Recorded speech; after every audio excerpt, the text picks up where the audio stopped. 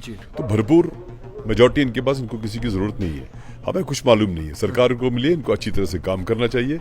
बाकी हमें दलीलें सुनने का कोई मूड नहीं है, न हम दलील सुनना चाहते हैं। की है मंशूर में, जिसमें सबसे पहले नंबर पे शायद ऑटोनॉमी है जी बिल्कुल, और उसके बाद आर्टिकल 370 की वापसी है, स्टेटहुड भी है, और सबसे बड़ी बात उसमें रीऑर्गेनाइजेशन एक्ट में तरामीम की बात। बिल्कुल। तो कुछ करते ही नहीं, ना बात करते हैं ना कुछ कहते हैं। उसको भी उन्होंने उस वक्त रद्द कर दिया। फिर एक ढीला ढाला एक नज़म जैसी बना के कविता लिखी और लाई रेजोल्यूशन के तौर पे। ऐसे थोड़ी चलता है। नई हुकूमत बन चुकी है। जम्मू कश्मीर में जिस तरीके से हालात बनने हुए हैं उसको मद्देनजर रखते हुए कहा जा रहा है कि 2 पावर कॉरिडोर्स हैं, सतीश शर्मा का कहना है, जिसमें लोगों की जो मुश्किलें हैं वो पूरी तरीके से हल नहीं हो सकती हैं।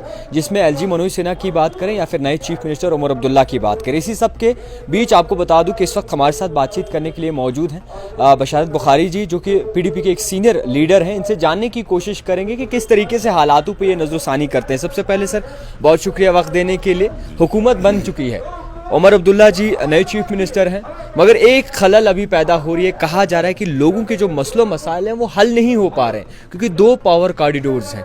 उसको लेकर इस वक्त जो है कहीं ना कहीं हालात पेचीदा हैं। क्या कहना चाहेंगे आप? तो हमें मालूम नहीं है इस बात का। लोगों ने भरपूर मैंडेट दिया है नेशनल कॉन्फ्रेंस कांग्रेस अलायंस को, और ये मैंडेट उनको मेरे हिसाब से 96 में सबसे बड़ा मैंडेट नेशनल कॉन्फ्रेंस को मिला था।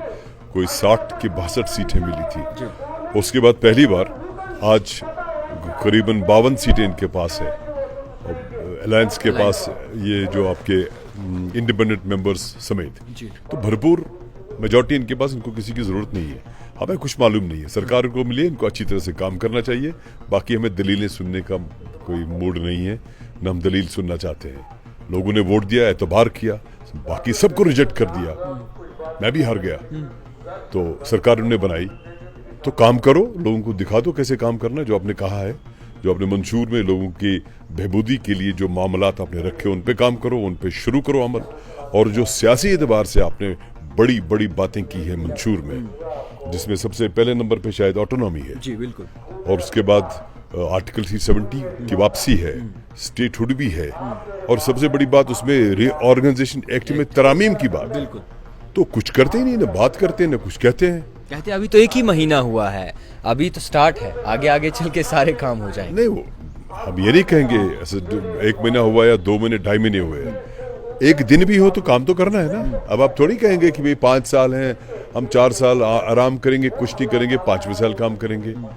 जब भी कोई लड़का या लड़की जो पढ़ाई करते हैं, अगर वो साल भर कुछ नहीं पढ़ेंगे, फिर जब एग्जाम आएगा तो 4 दिन पहले पढ़ना शुरू कर देंगे, क्वालिफाई करेंगे क्या, पास होंगे क्या, फर्स्ट डिवीजन आएगा क्या? तो इसलिए इसमें काम शुरू करना होता है और हमें उम्मीद है, हम इनको पूरा मौका है। हम कौन होते हैं मौका देने वाले? अल्लाह ताला ने दिया और लोगों ने दिया। पूरा मौका है, पूरा इनके पास वक्त है और इनको काम शुरू करना चाहिए और आनाकानी नहीं करनी चाहिए। कहते स्टेटहुड जब तक वापस नहीं आ जाता तब तक इख्तियारात पूरे तरीके से इनके पास नहीं है। डू दे मीन कि स्टेटहुड आने से आर्टिकल 370 वापस आएगा, सारी चीजें वापस आएंगी, 35 से वापस आएगा? I don't see that. लेकिन इनको चाहिए सब पे काम करे। और वैसे भी स्टेटहुड तो उन्होंने कहा है प्राइम मिनिस्टर साहब ने, और उन्होंने ऐवान में कहा है, पार्लियामेंट के ऐवान में, कि वापस करेंगे। वो भी आना चाहिए, इसमें कोई शक नहीं। लेकिन बाकी जो पॉलिटिकल इश्यूज हैं उन पे उनको, वो तो खामोश बैठे हैं। ये हमने रेजोल्यूशन लाया था असेंबली में, तो उसको भी उन्होंने उस वक्त रद्द कर दिया। फिर एक ढीला ढाला एक नज़म जैसी बना के कविता लिखी और लाई रेजोल्यूशन के तौर पे। ऐसे थोड़ी चलता है, उनको काम करना चाहिए। हमें नहीं मालूम बाकी चीजें, लोगों ने मैंडेट दिया है, लोग पूछेंगे इनसे, हम भी पूछेंगे, लोग भी पूछेंगे कि काम करो और दिखा दो करके। इस वक्त जिस तरीके से इस वक्त निज़ाम चल रहा है, क्या लगता है खामी कहाँ पर हो रही है और कौन से कामों पे तरजीह नहीं दी जा रही है? इस पर योर ओपिनियन? तो इसमें काम की तरजीह नहीं है, ये तो टोटलिटी में होता है। अब ऐसा नहीं करेंगे कि मैं आज ये करूंगा फिर कल वो करूंगा। टोटलिटी में जब आप जिम्मेदारी लेते हैं, अगर आप घर के बड़े हैं या घर का बड़ा मैं हूँ या जैसे मेरे वालिद साहब हैं, वो ऐसा नहीं करते। वो सब चीज़ों पे नज़र रख के मामला देखते हैं कि कहाँ करना, क्या करना है ना। तो आपको सारी चीज़ों पे, मिसाल के तौर पर आपको खाना खाना है, एट द सेम टाइम कोई बीमार हो गया, उसको हॉस्पिटल ले जाना है, तो आप कहेंगे नहीं खाना ही खाना है तो बीमार मर जाए, ऐसे थोड़ी होता है। तो उनको टोटलिटी में जाके काम करना चाहिए और ये मजलूमियत का इजहार ना करना चाहिए, क्योंकि ऐसा मैंडेट तो 2002 के 96 के बाद पहली बार मिला किसी को। भाई इनको अल्लाह ताला का शुक्र अदा करना चाहिए और काम करना चाहिए, आनाकानी नहीं। अच्छा, एक और सवाल है। ओवरऑल अगर आप देखेंगे तो इस वक्त मस्जिदों और मंदिरों पे जंग चल रही है। कहा जा रहा है नए से सर्वे की जाए, मस्जिदों के नीचे जो है वो बेसमेंट में मंदिर थे पहले, तो इस ओवरऑल इशू पर किस तरीके से नजरसानी करेंगे? बहुत जालिमाना तरीका है, सोच है ये, और ऐसा नहीं चलेगा। ये इस मुल्क को तबाही की तरफ ले जा रहे हैं, खुद खामोश बैठे हैं, नीचे काम करवा रहे हैं। अब ये अरे यार, लोगों की बहबूदी करो। और कब तक मुसलमानों के खिलाफ बोल बोल के, मुसलमानों के खिलाफ ये साजिशें कर करके आप इक़्तिदार में आएंगे? आ तो गए, 11वां साल चल रहा है, अब क्या करना है? अब इनको चाहिए, बीजेपी सरकार को खास तौर से या आरएसएस को चाहिए कि वो मुसलमानों की खिदमत में जुट जाए।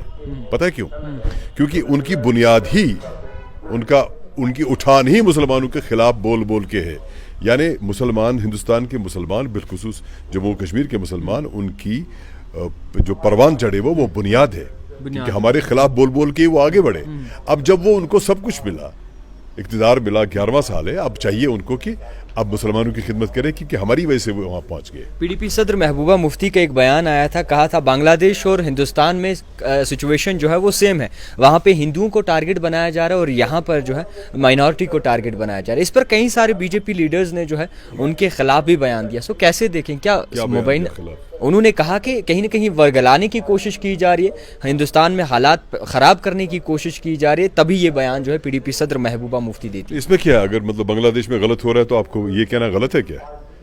अगर ये यहाँ पे गलत हो रहा है तो ये कहना गलत है क्या? तो सही, तो बयान तो सही दिया। मानते हैं आप गलत हो रहा है हिंदुस्तान में भी? हो रहा है ना, हमारे साथ हो रहा है ना। आपको नहीं लगता है कि अभी तो मुसलमान है? आपको नहीं लग रहा है? ये आपके कैमरामैन साहब, भाई साहब हैं, ये भी मुसलमान है।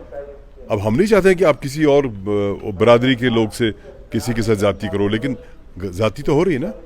अगर महबूबा जी ने कहा कि बांग्लादेश में जाति हो रही हिंदू बरादरी के साथ, तो हो रही है ना। इसमें कौन सी गलत बात है? नहीं होना चाहिए, बिल्कुल नहीं होना चाहिए। यूथ को लेकर बात करेंगे। क्या लगता है इस वक्त यूथ, जिस तरीके से आपने देखा कि असामियाँ निकली थी, 4,000 साढ़े 5 लाख से ज़्यादा यूथ जो हैं उन्होंने अप्लाई किया था, तो क्या बेरोजगारी किस पीक पर जा रही है, उसको लेकर क्या कुछ कहेंगे? इसमें तो जामिया पॉलिसी होनी चाहिए, ऐसे नहीं चलेगा ये। इसमें जामिया पॉलिसी होनी चाहिए, क्योंकि हर घर का बच्चा, हर घर का फर्द पढ़ाई लिखाई में मसरूफ है, तो इसलिए उसी एतबार से देखा जाना चाहिए। पहले ज़माने में आपको कितने मिलते थे गांव देहात में पढ़े लिखे लोग, और एक ज़माना ऐसा भी था कि जहाँ कोई मैट्रिक पास होता था उसके घर ऑर्डर आता था टीचर का, क्लर्क का, उसको कहते थे आ जाइए प्लीज़, हमें ज़रूरत है आपकी। आज पीएचडी, आपके पीएचडी के वे लोग बैठे हैं, बेकार हैं, मजदूरी कर रहे हैं। तो इसलिए इसमें एक जामिया पॉलिसी की ज़रूरत है। वो मैं ऐसे नहीं बता सकता हूँ आपको, वो सरकार को चाहिए कि एक जामिया पॉलिसी लाए कि जिसमें कि सबको रोज़गार के मौके फराहम हो। खैर, बहुत शुक्रिया वक्त देने के लिए। आपको बता दूं कि इस वक्त हमारे साथ पीडीपी के